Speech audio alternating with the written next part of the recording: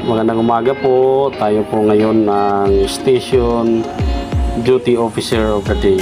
Kaya mag-iikot po tayo sa mga pupuntahan natin at marami po tayong activity ngayong araw na to. Ihanda na natin yung sarili natin sa pag-iikot. Una, magkakaroon po tayo ng paisi po. Yan. Pangalawa, yung mga announcement po, kailangan natin ipaalam sa ating mga kasamahan.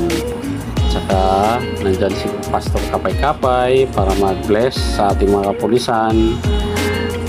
Yan yung kabady ko po, si Sergeant Kaskayan, habang nag-iikot po tayo sa mga substation dito sa Pasay.